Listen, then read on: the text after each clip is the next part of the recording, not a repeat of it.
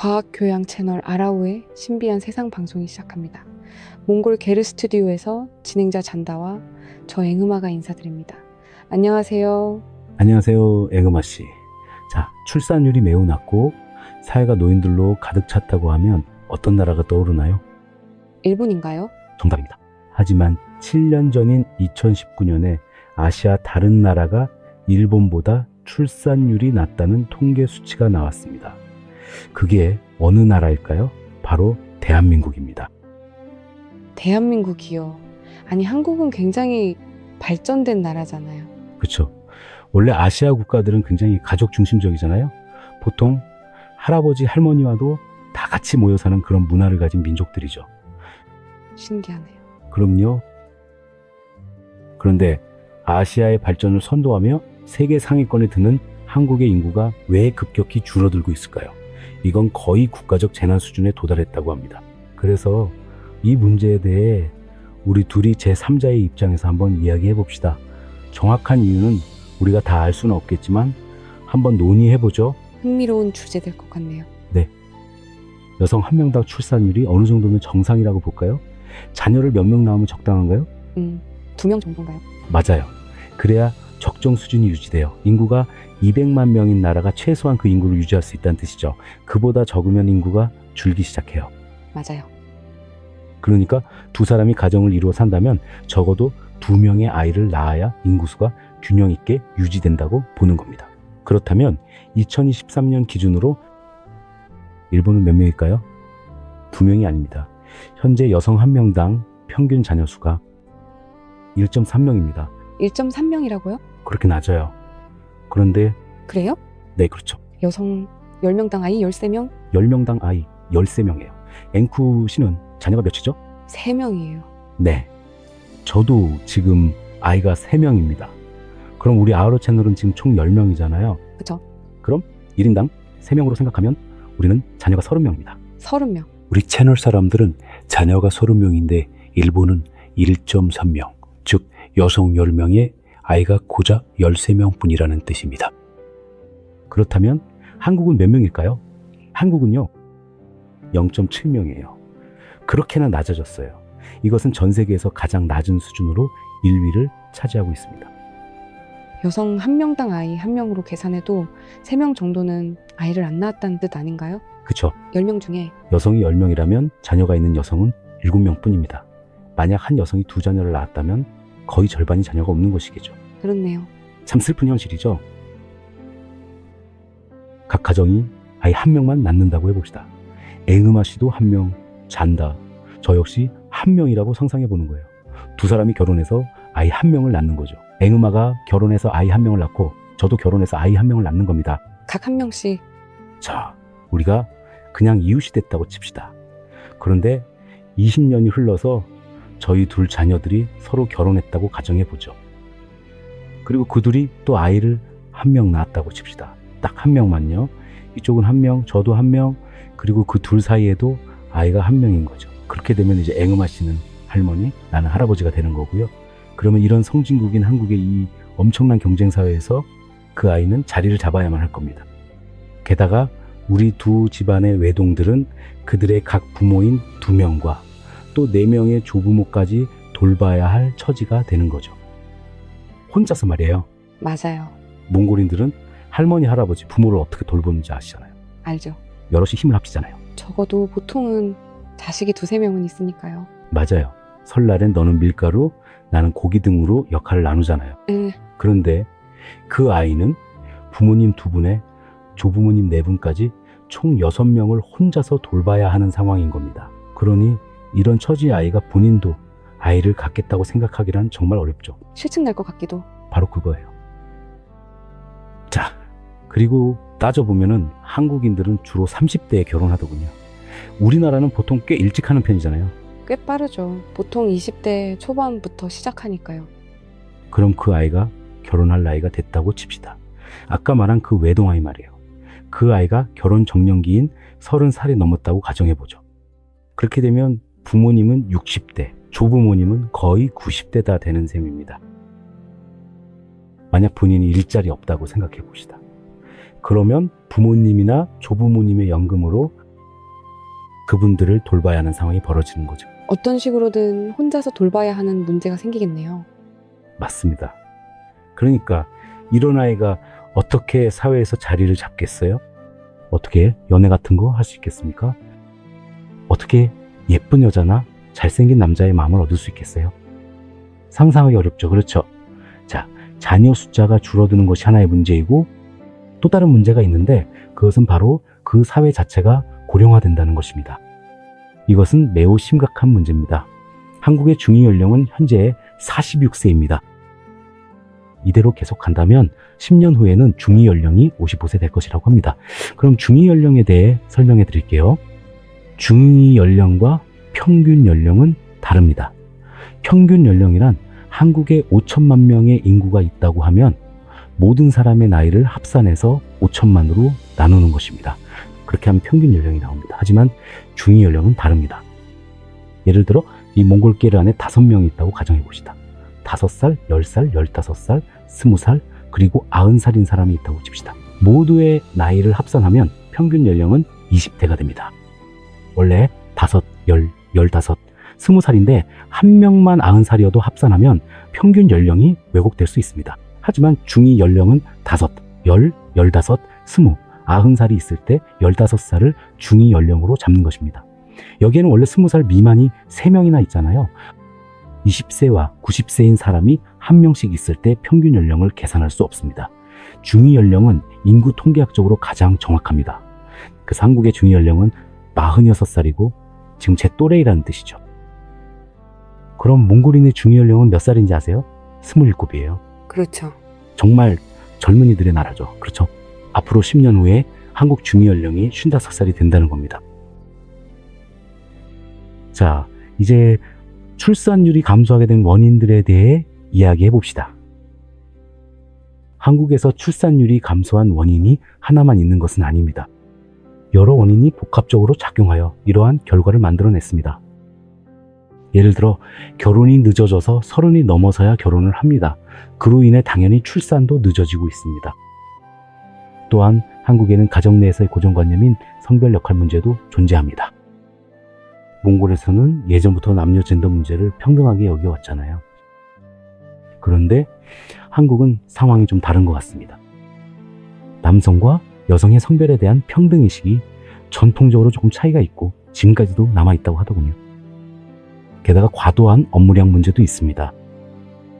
그리고 치솟는 주택 가격으로 인한 주거난도 심각한 문제입니다. 또한 가장 심각한 문제 중 하나가 바로 교육입니다. 아이들의 유치원부터 초등학교, 중학교, 고등학교, 전문대 대학교에 이르기까지 교육비가 정말 엄청나게 비싸다고 합니다. 이러한 여러 원인이 합쳐져서 출산율이 감소하는 거대한 문제를 만들어내고 있는 것이죠. 그래서 이에 대응하는 국가 정책을 마련하는 사람들이 있잖아요. 그들은 출산율을 높이기 위해 여러 가지로 시도를 하고 있습니다. 돈을 지급해 보기도 하고요.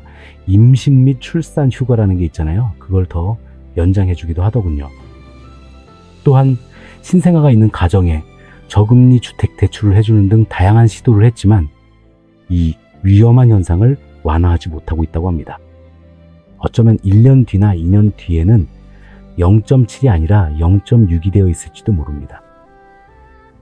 이제는 사회를 완전히 바꾸거나 출산을 의무화하자는 제안까지 나오고 있습니다. 하지만 이건 그냥 제안일 뿐이죠. 아니면 외국에서 이민자를 받아들여야 한다는 이야기도 나오고 있습니다. 일자리를 완전히 자동화하면 집에 있는 사람이 늘어나면서 아이를 낳을 거라고 생각하는 사람들도 있습니다. 심지어 인공지능으로 이 많은 일을 대신하게 하자는 등 여러 가지 아이디어를 계속 내고는 있지만 딱히 해결책을 찾은 건 아닙니다. 그런데 60년 전 한국은 전혀 다른 고민을 하고 있었습니다. 1960년대에는요, 한국 여성 한 명당 평균 6명의 자녀가 있었다고 하거든요. 와우, 진짜. 우리 부모님 세대도 그랬잖아요. 거의 10명씩 낳고. 맞아요. 정말 그랬죠. 60년대 한국의 고민은 달랐던 거죠. 요즘 젊은이들은 상상도 못할 일인데 그게 뭐냐면 아이를 너무 많이 낳아서 인구 증가를 감당할 수 없고 경제 성장이 인구 증가를 따라가지 못한다는 고민이 당시에는 있었다고 합니다. 아이들이 그렇게 많다는 건 행복한 고민 아닌가요? 그 후로 경제가 어떻게 했죠? 발전했죠? 한국 사회는 현대화되었습니다. 하지만 한국 부부들의 자녀 수는 줄어들었죠. 이게 언제부터 시작되었냐면 1980년대부터 시작되었습니다. 이때부터 2.1이라는 수치 아래로 떨어졌답니다. 2.1명은 가장 적정 수준이잖아요. 이 점일명은 인구가 조금이라도 늘어난다는 뜻인데 80년대, 즉 40년 전부터 이미 2.1명 아래로 떨어졌더라고요. 어제 오늘 일이 아니고 40년 전부터 시작된 흐름이 지금 심각해진 거. 완전히 심각해졌네요. 맞아요. 참 슬픈 일이네요. 네, 맞습니다. 자, 그래서 2023년 출산율이 0.72명이었는데 이건 전 세계 현대사에서 가장 낮은 수치입니다. 인류 역사상 출산율이 이렇게까지 떨어진 적은 단 한 번도 없었어요. 인류 역사상 최초의 일이죠. 한국인들이 일제 강점기에 고통받을 때도 이렇게 아이를 적게 낳은 적은 없었습니다. 그리고 남북이 갈라져서 서로 싸우고 전쟁을 치를 때조차도 이 정도로 줄어들지는 않았다고 합니다. 지금으로부터 8년 전 2016년 3월부터 시작해서 그 이후로 총 113개월 동안 출산율은 전월 대비 단 한 번도 증가하지 않았습니다. 한 번도? 113개월 내내 계속 줄어들고만 있는 겁니다. 무려 113개월 동안이나요? 이게 앞으로 1000개월까지 갈 수도 있어요. 정말 무섭게 계속 떨어지고 있어요. 그건 인구 측면에서는 거의 재앙 수준에 도달하고 있는 거잖아요. 네, 재앙 수준이죠. 그런데 60년대만 해도 여성 한 명당 평균 6명의 아이를 낳았다고 했잖아요. 맞아요. 당시 한국 인구의 중위연령이 19살이었다고 하니 얼마나 젊었겠어요. 물론 그때는 평균 수명이 지금처럼 길지 않았고 사고사도 많았기 때문에 19살이라는 수치가 나왔겠죠. 그런데 이제는 인구 고령화가 한국의 가장 심각한 위기가 되어버렸습니다. 노인들을 위한 연금이나 의료복지 서비스 비용 같은 것들이 계속해서 늘어나고 있다고 합니다. 그렇죠. 맞아요.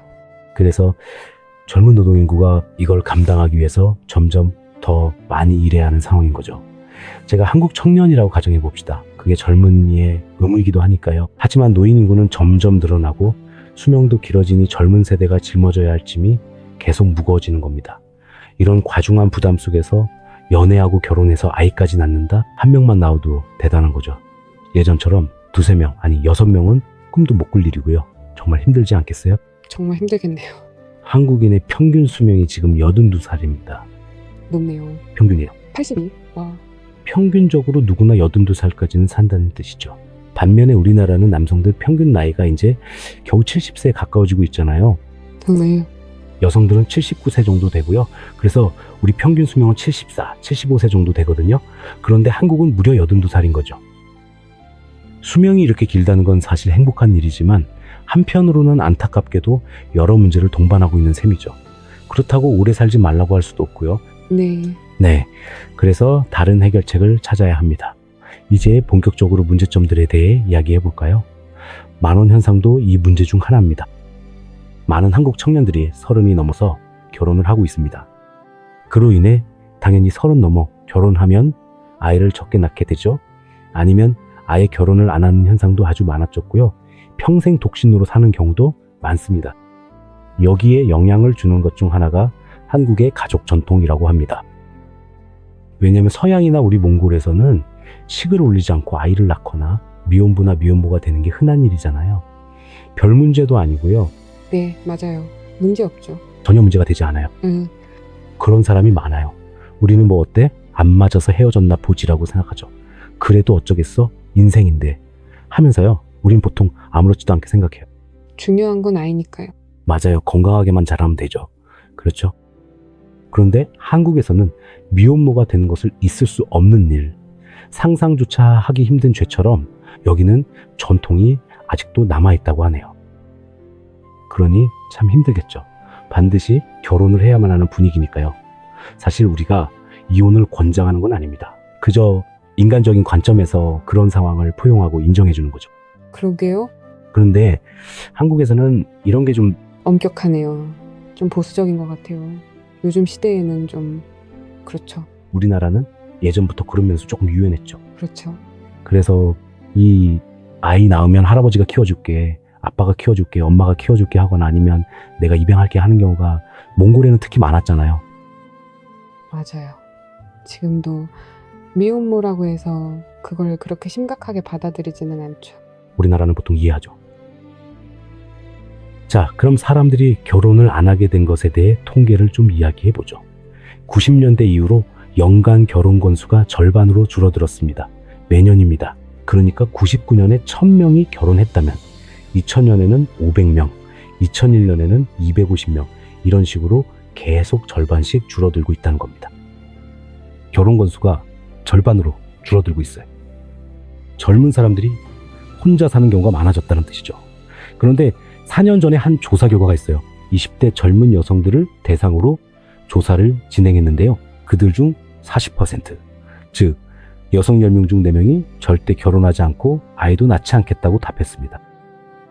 여성 10명 중 4명이나요. 한국 언론에서는 이런 현상을 연인 파업 또는 고독 사회라고 부르기도 한답니다. 예전에는 결혼해서 아이를 낳는 게 일종의 의무나 규범 같은 거였다면 이제는 개인의 선택이 된 거죠. 결혼해서 부모가 된다는 걸 엄청난 책임감으로 또 한편으로는 굉장한 고통처럼 받아들이고 있다는 뜻이네요. 그렇죠. 또 다른 이유로는 요즘 여러 가지 원인들이 이야기되고 있는데 그중 하나는 성 역할과 일생활 간의 갈등이라고 합니다. 한국에서는 많은 여성들이 일을 하고 있으면 아이를 갖는 것이 거의 불가능하다고 굳게 믿게 되었다고 해요. 반면에 우리나라에서는 직장이 좀 안정되면 이제는 가능하겠다라고 생각해서 아이를 낳는 경우 많잖아요. 그리고 출산 휴가를 쓰고 휴가를 잘 보낸 뒤에 다시 복직하곤 하잖아요. 우리나라는 좋은 직장이 생기면 꼭 아이를 가져야겠다고 생각하지만 한국은 정반대인 것 같아요. 직장이 있으면 아이는 불가능하다고 생각한대요. 여성의 교육 수준이 높아질수록 사회에서의 커리어가 높아질수록 아이를 낳는 경우는 드물어지고 있는 거죠. 몽골에도 이런 현상이 있긴 하지만 아예 아이를 안 낳겠다는 정도는 아니잖아요. 그렇죠. 그래도 몽골에서는 어떻게든 엄마가 되긴 하니까요. 한국의 전통적인 모습은 예를 들어 이렇습니다. 남편은 주로 밖에서 돈을 벌고 아내는 집안 살림을 하는 식이었죠. 중요한 건 이런 사고방식이 지금까지도 남아있다는 거예요. 여성들도 남편 못지않게 업무 부담이 큽니다. 남성만큼 교육을 받았기 때문에 남조랑이만큼 실력이 있습니다. 하지만 이런 사회적 분위기 때문에 업무량이 많아도 집안일을 반드시 해야 하고 아이도 키워야 하는 상황이 된 거죠. 우리나라 남자들은 적어도 설거지라도 도와주잖아요. 요리도 좀 도와주고요. 맞아요. 보통 시간이 있는 사람이 설거지도 하고 아이도 돌보는 식으로 집안일을 분담하죠. 일반적으로 가삼 노동을 나누어서 하잖아요. 하지만 한국은 그렇지 않다고요. 여성들에게 그런 전통적인 사고방식이 여전히 강요되고 있다고 해요. 집안 꾸미기, 청소, 그리고 아이 돌보기 같은 것들이요. 집안일은 거의 100% 아내 몫이군요. 거의 그렇죠. 남편과 똑같이 힘들게 일하고 집에 돌아와서도 또 다른 부담을 안게 되는 거죠. 그래서 한국 여성들은 일과 가족 중 하나만 선택해야 하는 상황에 처해 있다고 하더라고요. 둘 중 하나만 선택해야 하는 거죠. 이러한 이유로 그들은 결혼을 더욱 포기하고 피하게 되는 거예요. 그럴 만도 한 게 그들은 교육 수준이 아주 높거든요. 그리고 또 자신의 커리어도 쌓고 싶어 하잖아요. 맞아요. 30살까지 혼자 지내다가 결혼하는 게 쉽지 않죠. 고민해야 할 것도 많아서 이렇게 힘들 바엔 그만두자고 생각하게 될 것 같아요. 맞아요. 교육 수준이 높다 보니 더 많은 것을 깊이 생각하게 되죠. 교육을 덜 받은 사람보다 더 많이 고민하게 되잖아요. 그렇죠? 부정적인 면도 더 많이 보게 되고요. 네. 남편이 집안일을 전혀 돕지 않고 일만 한다면 정말 관두자는 생각이 들 수밖에 없겠죠. 그러니까요. 자, 그럼 이보다 더 심각한 문제를 하나 이야기해 볼게요.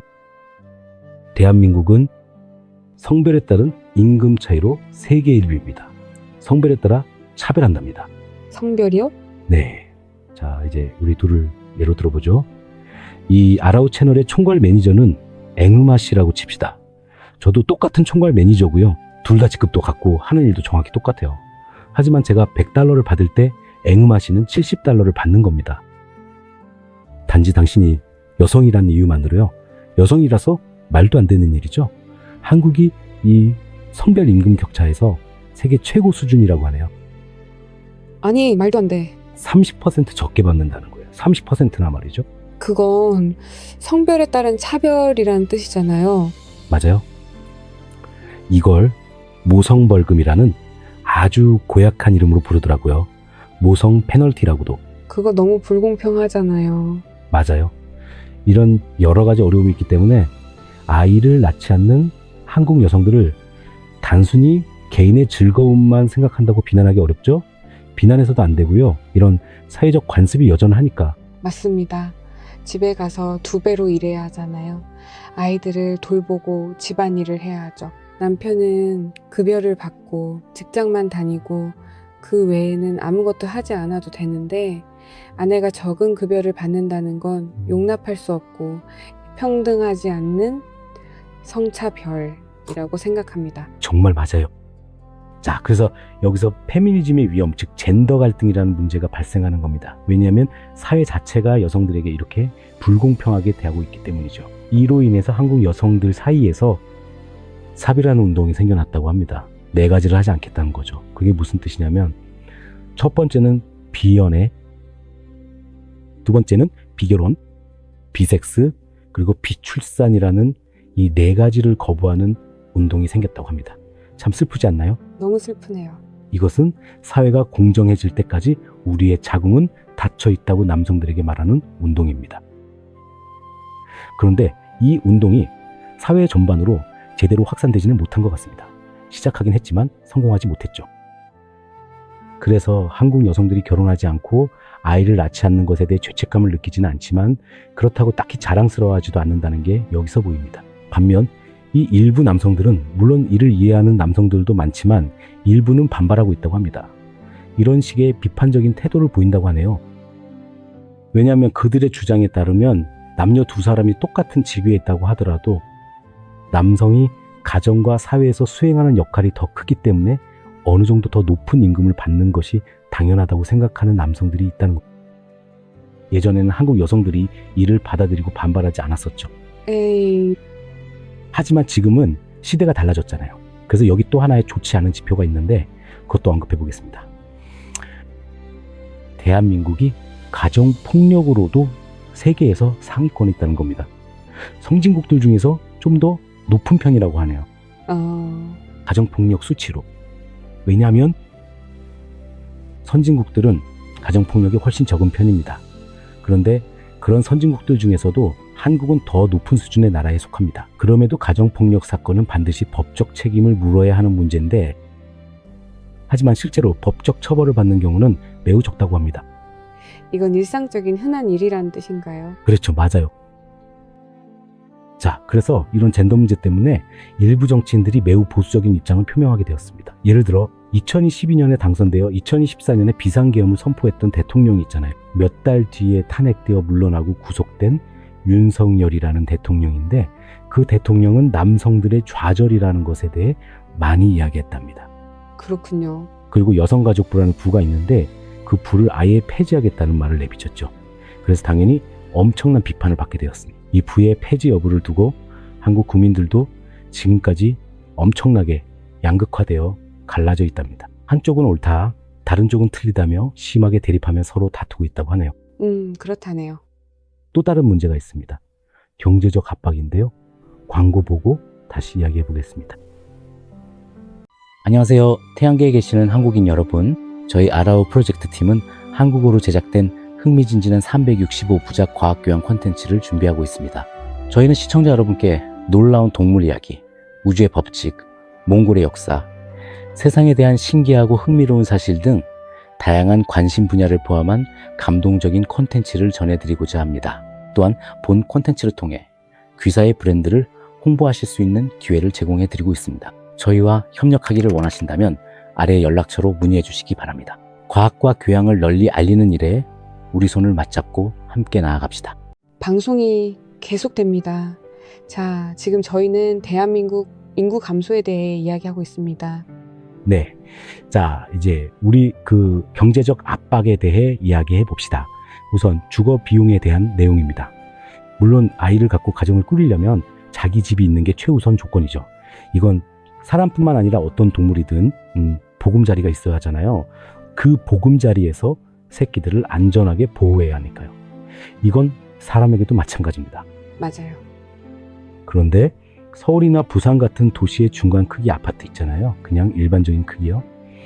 어떤 가정용 소득보다 10배나 더 비싸다고 하더라고요. 이걸 그냥 이렇게 계산해 봅시다. 한국 사람들은 원래 급여가 꽤 높잖아요. 네. 자, 어떻게 계산해 볼까요? 그냥 3,000달러라고 가정해 봅시다. 네. 많은 건지 적은 건지 잘 모르겠지만 한 달 월급이에요. 그러면 한 달에 아내가 성차별 같은 걸로 2,000달러를 받는다고 칩시다. 아하. 자, 합치면 5,000달러 되죠? S. 근데 1년 12달러 계산하면 6만 달러죠? 6만 달러. 이것보다 10배 더 비싸다고 하면 60만 달러가 되는 겁니다. 60만 달러로 이렇게 집을 사는 거죠. 제가 정확한 수치는 잘 모르겠지만 연소득보다 10배나 비싸다면 정말 높죠? 지금 몽골 가정의 소득으로 따져보면 정말 말도 안 되는 수준이네요. 젊은 부부들에게 정말 부담이 되겠어요. 우리 울란바토르 아파트도 비싸다고 하잖아요.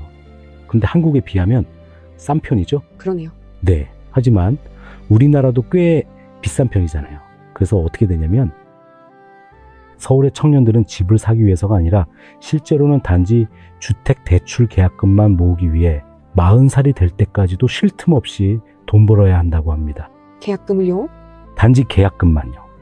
제 나이가 될 때까지 오직 집 계약금을 마련하기 위해서 말이죠. 이러다 보니 집을 마련하지 않은 여자를 어떻게 만나겠어요? 집 없는 남자가 무슨 용기로 여자에게 대시를 하겠어요? 맞아요. 그게 참 힘들죠. 자신감이 떨어지는 일이죠. 적어도 심리적으로 열등감을 느끼게 될 것 같아요. 맞습니다. 그렇죠. 네. 자, 서울에 사는 젊은 커플이 있다고 칩시다. 서로 사랑하는 사이고요. 당연히 청춘의 가장 아름다운 건 사랑이잖아요. 그렇죠. 그런데 서울의 젊은 커플들 중 60%가 월세나 전세로 살고 있대요. 우리나라는 그래도 어떻게든 꾸역꾸역 버티잖아요. 어떻게든 집이나 아파트를 마련하긴 하죠. 그런데 그 임대 주택에 사는 60%의 사람들은 대부분 아이가 없어요. 미래에 자신감이 없는 거죠. 그래서 이에 대응해서 한국 정부는 신혼부부에게 저금리로 주택 대출을 해주고 신생아가 있는 가정에 직접 현금을 지원하는 등 여러 대책을 내놓았더라고요. 그래도 마치 1부터 10까지의 숫자가 있는 것처럼 중간은 건너뛰고 바로 10, 즉 아이 문제나 지원금 얘기만 하잖아요. 근본적인 문제는 아닌 것 같아요. 오히려 젠더 갈등 같은 문제 해결이 더 중요해 보이는데요. 정확해요. 맞아요. 그렇죠. 예를 들어 2014년에 임대주택에 살면서 아이를 새로 낳은 가정에 매달 30만 원, 즉 225달러를 주기로 결정했더라고요. 한 달에 225달러가 큰 돈은 아니지만 도움이 되긴 하겠죠. 그런데 이렇게 돈을 풀기 시작하면 바로 인플레이션이라는 문제가 발생해요. 그 225달러가 늘어나면 물가도 같이 올라버리거든요. 결국 거의 효과가 없었어요. 몇 조 원이라는 엄청난 돈을 뿌렸지만 이건 마치 모래 위에 물을 붓는 것과 같아서 아무런 소용이 없게 되는 거죠. 마치 몽골에서 매달 아이 한 명 당신만 투구릭 주는 것과 같네요. 맞아요? 자, 이제 그 여러 이유들 중에서 가장 큰 문제입니다. 아이를 키우는 것. 그리고 아이 교육에 들어가는 그 비용입니다. 이 얘기를 해보죠. 이게 어쩌면 가장 큰 문제일 거예요. 한국인들은 유대인들처럼 교육을 굉장히 중요하게 생각하는 민족입니다. 그래서 아이가 유치원 다닐 때부터 시작해서 반드시 개인 과외를 붙이거나 방과 후 학원에 보내는 등 그런 것들에 소득의 상당한 부분을 쏟아붓는다고 하더라고요. 우리는 그냥 유치원에만 보내면 아이고 잘 다니네 하고 말잖아요. 유치원에서 뭘 배웠냐고 물었을 때 노래 한 곡만 불러줘도 우리는 기뻐하고 그걸로 끝이잖아요. 그렇죠. 정말 맞아요. 초등학교 1학년 들어가면 다행이네 하고 알파벳 그리는 것만 봐도 우리는 기뻐하고 그걸로 충분하잖아요. 맞아요. 알아서 잘 크겠지, 되겠지 하면서. 네. 그런데 한국에서는 왠지 모르게 너무 과하게 신경 써요. 교육열이 정말 엄청나죠. 심지어 영화에도 나오잖아요. 과외 선생님이 자주 집에 오고 정말 그렇더라고요. 그런데 한국 아이들의 80%, 정규 수업 말고도 80%나 말이죠. 어떤 사설 학원이라도 다니고 있더라고요. 뭐 스포츠 학원이나 그런 곳 아니면 미술이나 피아노 학원에 다니는 건 좋죠. 하지만 모두 이렇게까지 과하게 한다는 건 게다가 꼭 해야만 한다는 건 좀 그리고 그 모든 게 비용이 아주 많이 들죠. 2022년 한 해에만 한국 가정에서 사교육비로 26조 원을 썼다고 해요. 이건 정말 어마어마한 숫자죠. 이런 치열한 교육 경쟁 때문에 한국에서 아이를 키우는 것 자체가 세계에서 가장 돈이 많이 드는 일이 되어버린 거죠. 지금 한국 여성들은 정말이지 생각만 해도 비명이 나올 지경이겠네요. 한국 여성이라면 당연하겠죠? 정말 힘든 상황이네요. 양육비라는 게 있잖아요. 그렇죠? 앵크마 씨도 새 아이의 엄마니까 양육비가 한 달에 어느 정도 드는지 대충 알잖아요. 그런데 양육비가 세계에서 가장 많이 드는 나라가 어디일 것 같아요? 한국이에요? 맞아요. 압도적 1, 2죠? 그럼 2위와 3위는 어디일까요? 일본과 중국이에요. 한국, 일본, 중국은 원래 아이를 안 낳기로 유명한 상위세 나라잖아요. 그러니까 양육비가 아주 큰 영향을 미치는 거잖아요. 맞죠? 그러니까 아이가 태어나서 성인이 될 때까지 드는 비용이 1인당 국내 총생산의 8배나 된다는 거예요. 정말 상상도 안 되죠? 원래는 경쟁력 있는 주민을 길러내려는 거잖아요. 그런데 그런 경쟁력 있는 주민을 만들기 위해 한국 부모님들이 이렇게나 많은 비용을 들이는 거죠. 아이가 없는 한국 사람들에게 왜 아이를 갖지 않느냐고 물어보면 경제적으로 부담스럽다, 양육비가 너무 많이 든다고 대답하는 게 어찌 보면 당연한 거죠. 맞아요. 아이를 낳는 건 정말 큰 책임이죠.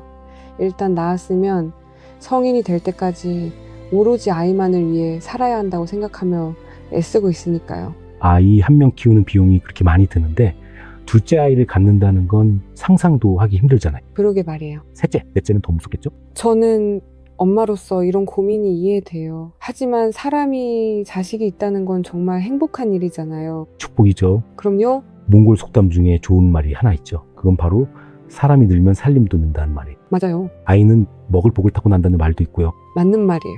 정말 그렇지 않나요? 결국 사람 사는 건 전 세계 어디나 똑같잖아요. 빈손으로 왔다가 빈손으로 가는 인생이죠. 죽기 직전에는 나를 이어갈 자식이 있다는 사실에 더 큰 의미를 두게 될 거예요. 가요. 자식을 남겼다는 사실에 감사하게 된다고들 하죠. 그렇죠. 한국에는 수능이라는 게 있답니다. 대학 입시를 위한 시험날인데 몽골의 대입시험 같은 거죠. 그날은 국가축제보다 더 중요하게 여겨진대요. 온 국민이 신경을 쓰고 공사도 중단되고 비행기 이착륙 시간까지 조정된다고 하더라고요. 교육을 워낙 중시하고 모든 걸 쏟아붓는 문화다 보니 아이를 키우는 것은 평생을 바쳐야 하는 휴일도 없는 거대한 과업처럼 느껴지나 봐요. 아이에게 모든 걸 지원해서 최고의 인물로 키워낼 자신이 없으면 아예 낳지 않는 게 낫다는 인식이 한국에 자리 잡은 것 같아요. 교육이 중요하다는 건 분명 맞는 말이긴 하죠. 근데 너무 과한 면도 있죠. 그런데 우리 도대체 어디로 가고 있는 걸까요?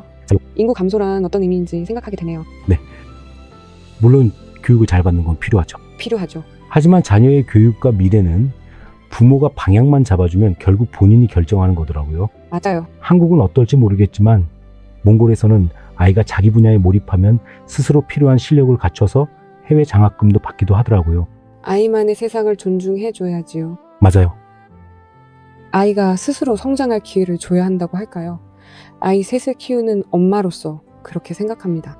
두 나라의 국민성이 조금 다른 것 같네요. 다릅니다. 우리는 왠지 여유롭고 편안한 편이죠. 여유롭죠.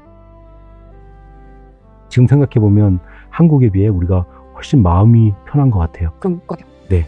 맞아요. 아이들이 뛰어노는 걸 보면 참 좋잖아요. 네, 우리는 비교적 자유로운 편인 것 같아요. 특히 한국과 비교해봐도 우리나라는 대체로 자유로운 편입니다. 일하는 틈틈이 아이를 낳고 또 키우면서도 다시 일상으로 복귀하는 경우가 많잖아요. 아이 좀 봐달라고 하면 사실 도와줄 사람도 정말 많잖아요. 맞아요. 할아버지, 할머나, 형제자매까지 도와줄 사람이 정말 많죠. 내 아이 좀 맡아줘. 나 일주일 정도 해외여행 좀 다녀올게 해도 다들 흔쾌히 봐주잖아요. 다 봐주죠. 원래 한국 사람들도 참 정이 많고 마음이 따뜻하잖아요. 친절하잖아요. 인심도 좋고요. 네. 그랬었죠. 도시화가 되면서 너무 바쁘게 사는 것 같아요. 그리고 정말 업무 스트레스에 엄청나게 시달리고 있는 것 같아요. 맞아요. 이제 우리 조직 문화에 대해 이야기해 볼까요? 한국 사람들은 당연히 일에 있어서 성실하기로 유명하잖아요. 그들은 퇴근 시간에 전에 일찍 집에 가는 건 절대 없대요. 우리 같으면 퇴근 전에 사장님 저 가보겠습니다라고 하면 그래 가봐라고 하잖아요. 별로 신경도 안 쓰죠. 사실 좀 지각해도 크게 상관 안 하잖아요. 그런데 한국은 달라요. 게다가 퇴근 후에도 이어지는 회식, 아니면 토요일이나 일요일에 열리는 회사, 행사에도 모두가 반드시 참석해야 한다고 하더라고요. 여기에 교통체증까지 더해지고 집안일까지 겹치게 되면요, 사람이 개인적인 삶을 즐길 시간이 거의 남지 않게 되잖아요. 그렇죠? 그래서 한국의 아빠들이 직장에서 보내는 시간은 세계적으로도 상위권에 속한다고 해요. 직장에서 정말 많은 시간을 보내는 거죠. 그렇기 때문에 집안일이나 육아 같은 가사노동은 어머니들의 몫이 되는 상황이에요. 전통적인 면도 분명히 있겠지만 아예 집안일을 안 하려는 건 아니에요. 직장에서 너무 많은 시간을 보내고 있는 게 문제인 거죠. 이런 이유로 부부가 모두 커리어를 쌓으려다 보면 아이를 갖는 것이 거의 불가능해질 거고요. 그래서 정부에서는 출산 휴가 외에도 육아 휴직 제도를 마련해 두었더라고요. 하지만 한국 남성들의 가장 슬픈 부분은 이 육아 휴직을 거의 사용하지 못한다는 점이에요. 왜냐하면 육아 휴직을 쓰게 되면 동료 남성들이나 고용주가 아주 싫어한다고 하더라고요. 쉰다고 해서요. 네, 심지어는 해고될 수도 있어요. 점수가 깎인다는 뜻인가요? 글쎄요. 어쨌든 휴직이라는 걸 싫어하기 때문에 심한 경우 해고될 위험까지 있다고 해요. 정말 무서운 일이죠. 승진 같은 건 아예 꿈도 꾸지 말라는 거예요.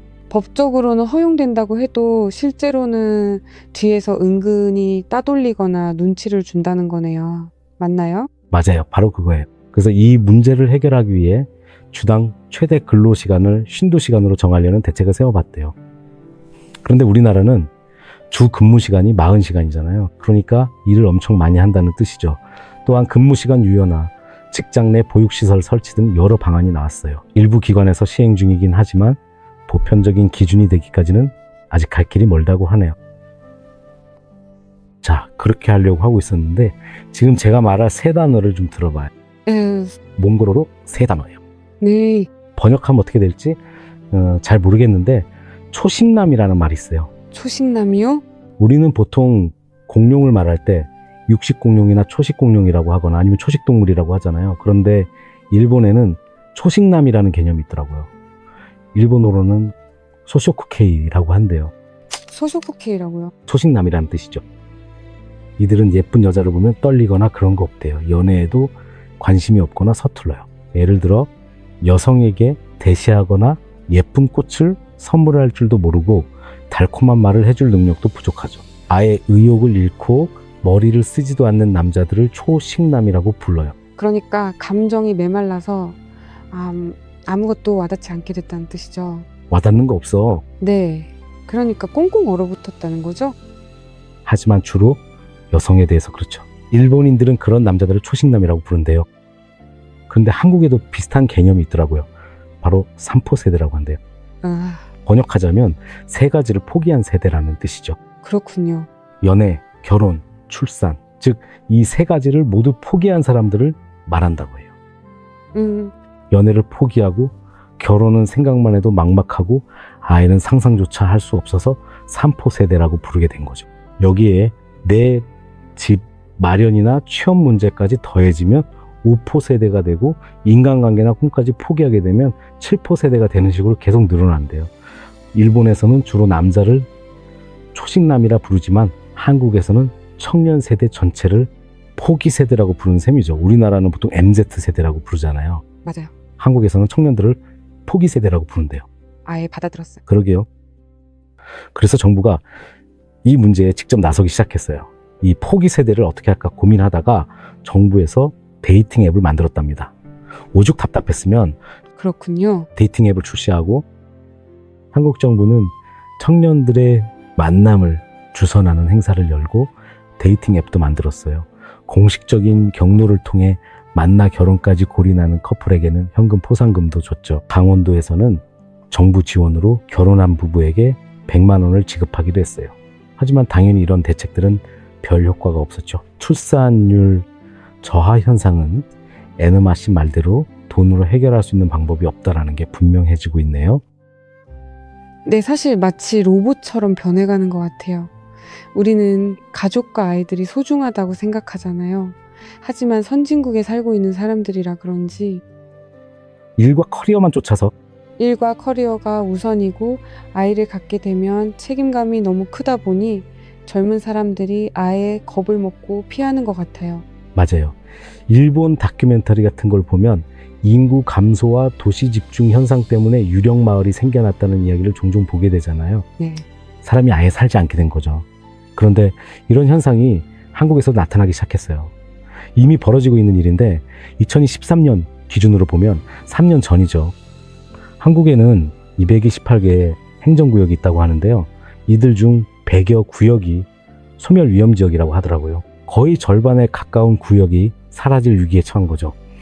왜냐하면 그 지역들의 출산율이 거의 제로에 가깝거든요. 정말 심각한 상황이죠. 대부분의 젊은이들이 서울이나 부산 같은 대도시로만 떠나고 있으니까요. 그렇군요. 그래서 어떤 결과가 나타났냐면 지난 20년 동안 한국에서 3,800개의 학교가 문을 닫았다고 합니다. 정말 안타깝지 않나요? 반면 우리나라는요. 3,800개예요.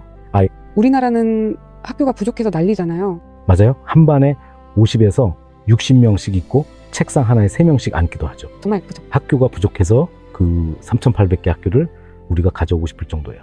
그런데 그곳은 아이들이 없어서 학교가 텅 비어버렸다니 얼마나 충격적인 일인가요? 3,800개 학교가 단 20년 만에 사라졌어요. 정말 안타깝죠. 우리는 학교가 3,800개나 생기면 정말 기뻐할 텐데 말이죠. 그렇죠. 네. 정말 재앙 수준입니다. 어떤 학교는요. 그러니까 전교생을 다 합쳐도 10명이 안 되는 학교도 있어요. 명색이 학교인데 말이죠. 학교인데도 한 반에 1명밖에 없는 학교도 있어요.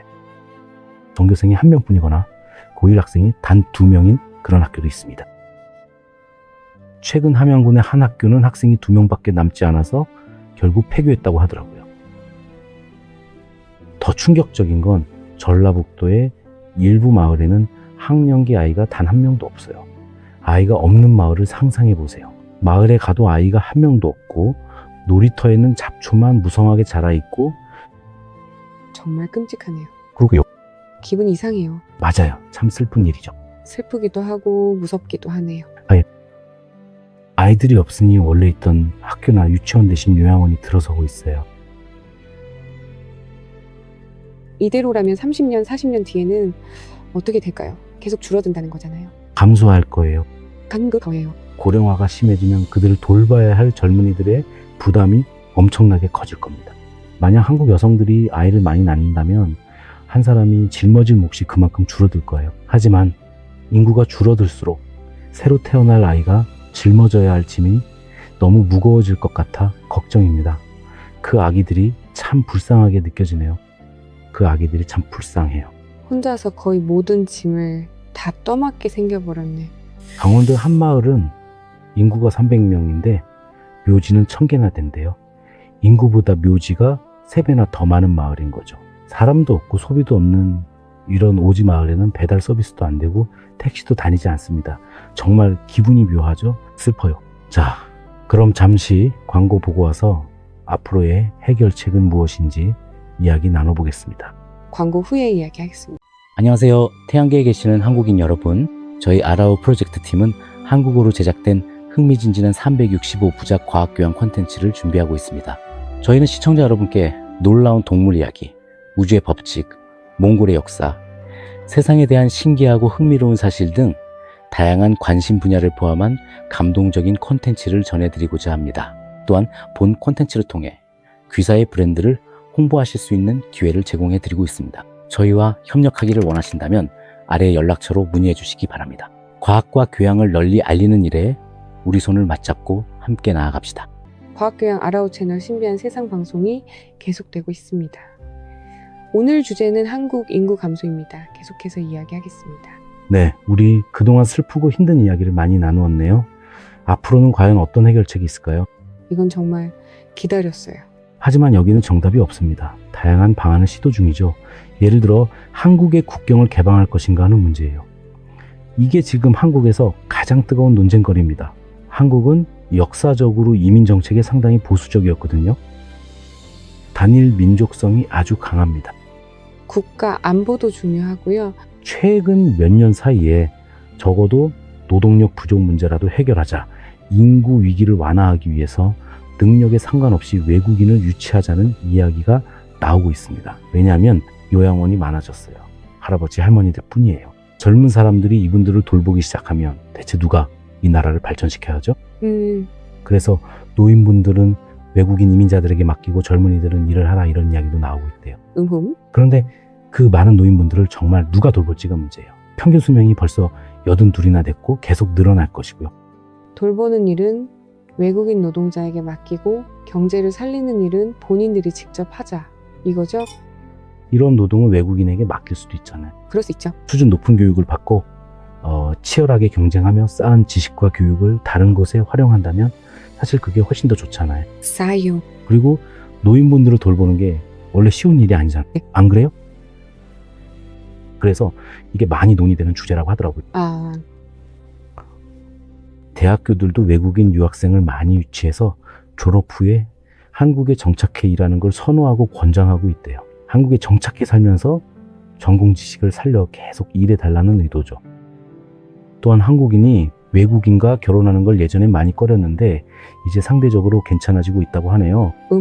사실 그게 더 나을 수도 있죠. 우리 모두 같은 지구상에 태어났는데 굳이 중국, 한국, 일본, 몽골 따질 필요 없잖아요. 맞아요. 차별은 안 되죠? 네.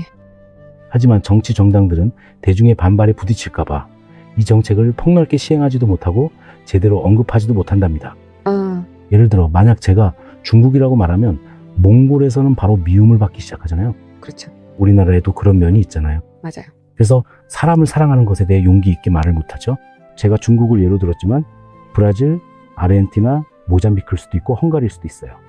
그냥 뭐 나라마다 이런 문제가 하나씩은 다 있는 거죠. 자, 그리고 이 이민 문제를 지원하려고 하면 또 다른 문제 발생해요.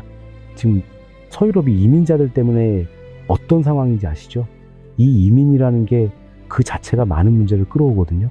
문제 하나를 해결하려다가 10개의 문제가 따라오면 어떡하겠어요? 그러니 이 문제에 조심스럽게 접근하는 것도 당연한 일이죠. 그리고 사회 문화적 변화가 필요하다는 점에는 모두가 동의합니다. 그런데 어떤 변화를 어느 정도까지 줄 것인가에 대해서는 의견이 갈립니다. 예를 들어 한국 사회에 깊이 뿌리 박힌 성불평등이나 임금 격차 문제 같은 것이 그 예예요. 이 문제부터 해결해야 합니다. 일과 삶의 균형이 보장되지 않는 한 어떤 구호나 장려 정책도 효과가 없을 거라는 말이 정확히 맞거든요. 우선 이 성별 불평등 문제부터 확실히 해결해야 합니다. 맞아요. 그게 가장 올바른 해결책일 거예요. 임금 격차는 정말 성불평등의 전형적인 모습이죠. 지금이 어떤 시대인데 21세기잖아요. 그렇죠.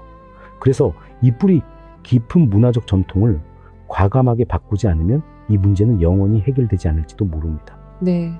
지금 한국의 여성 시민들도 바로 이 부분에 대해 불만이 많더라고요. 저라도 불만이 생길 것 같아요. 네. 이건 몽골과 한국의 사고방식 차이이기도 한데요. 예를 들어 자식에게 결혼하라는 잔소리는 한국인도 하고 몽골인도 빨리 좀 결혼하라고. 하지만 몽골 사람들은 30이 넘으면 결혼을 안 하더라도 아이는 하나 낳으라는 말을 많이 하거든요. 키워줄게 하잖아요. 내가 키워줄 테니 낳기만 해라. 결혼은 못해도 애는 있어야지. 그런데 한국에서는 이렇게 안 하잖아요. 있을 수 없는 일이죠. 그렇죠? 네, 있었어는 안 되는 일이죠. 이게 옳다 그르다를 따지는 게 아니라 그냥 두 민족의 차이를 말하는 겁니다. 일본에는 카로시, 즉 과로사라는 개념이 있다고 하더군요. 그와 비슷하게 한국에서도 젊은 나이에 뇌졸중이나 심근경색으로 안타깝게 세상을 떠나는 일이 많아졌다고 합니다. 그래서 유연 근무 시간, 재택근무, 근무 일단축에 대한 이야기가 많이 나오고 있다고 합니다. 2013년만 해도 공공기관에서 주4일 근무제 시범 운영을 했다고 하더라고요. 그런데 이 실험이 원래 꽤 효과가 좋습니다. 세계 여러 나라에서 주 1을 4일로 줄였더니 생산성이 향상됐거든요. 하루 8시간 근무를 6시간으로 줄였을 때도 생산성이 좋아진 거죠. 네, 결과가 훨씬 좋았죠. 근무 시간을 8시간에서 6시간으로 줄였더니 회사가 오히려 더 많은 이익을 냈다고 해요. 자, 이제 한 외교관이 쓴 글의 일부를 읽어줄게요. 내용이 정말 구구절절 옳다는 생각이 들었어요. 한국인입니다. 우리 한국의 인구 정책은 가족에 초점이 맞춰져 있습니다. 이걸 멈춰야 합니다. 오직 아이에게만 초점을 맞춰야 합니다.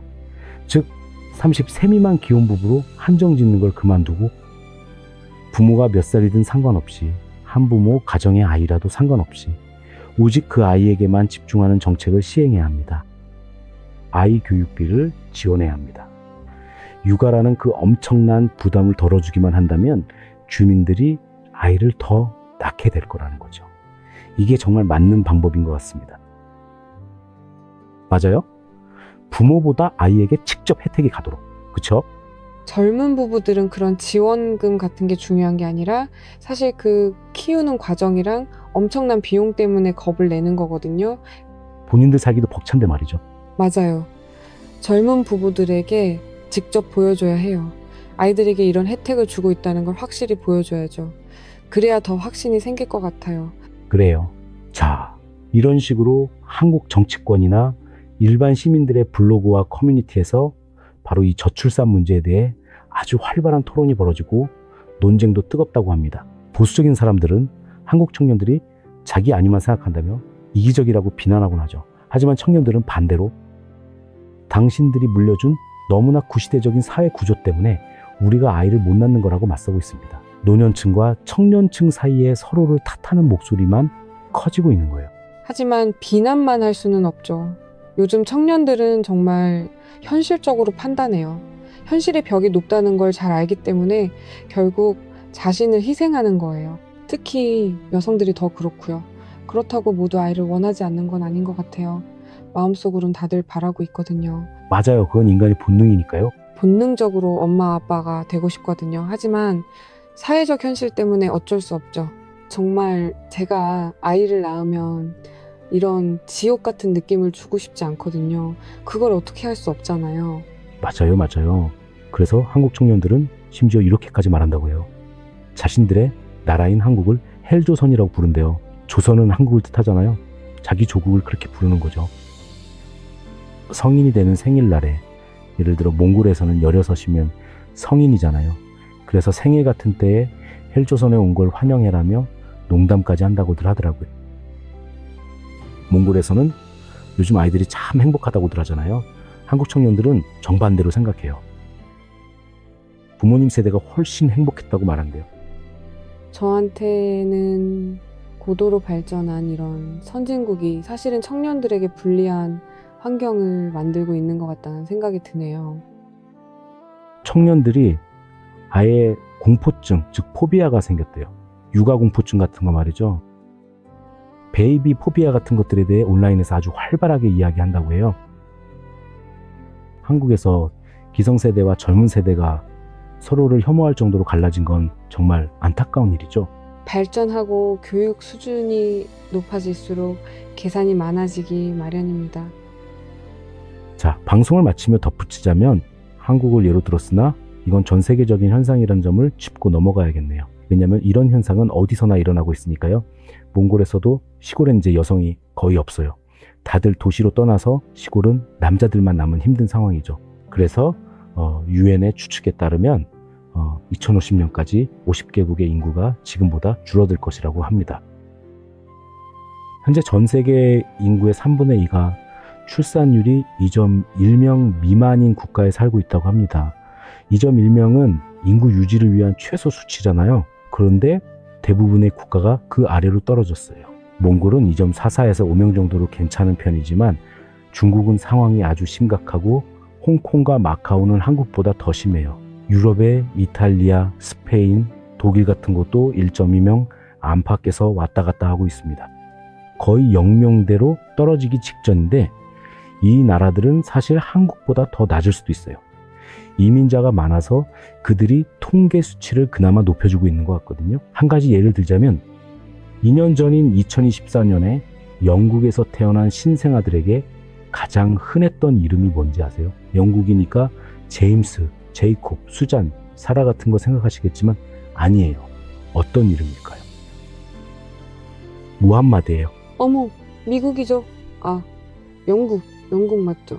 왜냐하면 영국인들은 아이를 낳지 않고 이슬람교를 믿는 이민자들이 아이를 낳아 무함마드라고 이름을 짓기 때문이죠. 그래서 영국의 천년 역사상 2024년에 가장 흔한 이름이 무함마드가 된 거예요. 세상에 전 세계가 이렇게 변하고 있네요.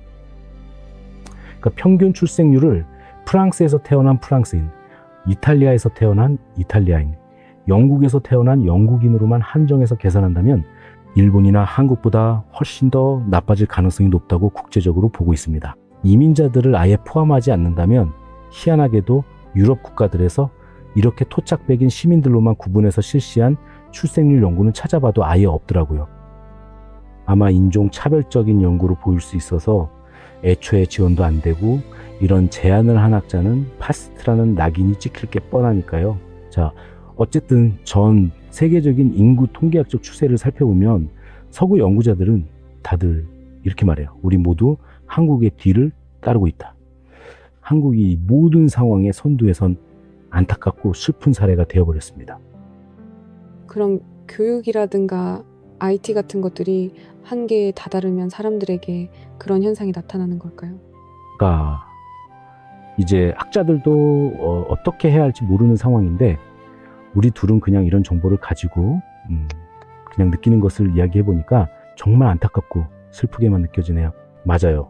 우리가 좀 무심한 민족이기도 하지만 오히려 그게 더 편한 것 같기도 해요. 우리 나이가 어차피 잘 클 거라 믿고 넘어져도 스스로 일어나라고 하는 민족이잖아요. 네. 옛날부터 자식은 삶의 의미이자 사람으로 태어난 보람과 이유잖아요.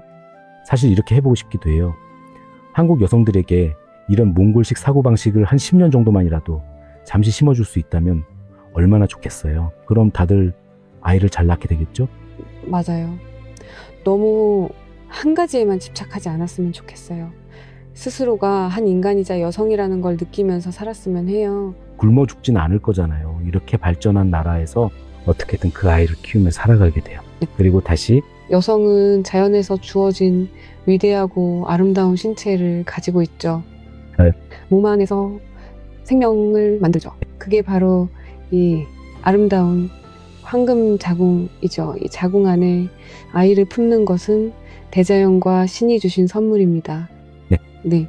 나중에 늙으면 자식들이 곁에서 보살펴준다면 얼마나 좋겠어요. 전혀 모르는 외국인보다는 낫죠? 그럼요. 잘 모르는 남에게 맡기는 것보다. 맞아요. 그게 바로 인간에 대한 의미죠. 자식을 어떻게 키웠는지가 늙을 때 드러나니까요. 자, 고마워요, 에누마 씨. 감사합니다. 자, 이렇게 과학교양 채널 아라오의 신비한 세상 방송은 에누마 씨와 함께 진행했습니다. 오늘은 한국의 인구 감소 문제에 대해 이야기 나눠봤습니다. 다음 회차에서 다시 뵙겠습니다. 안녕히 계세요. 씨, 감사합니다. 안녕히 계세요. 감사합니다.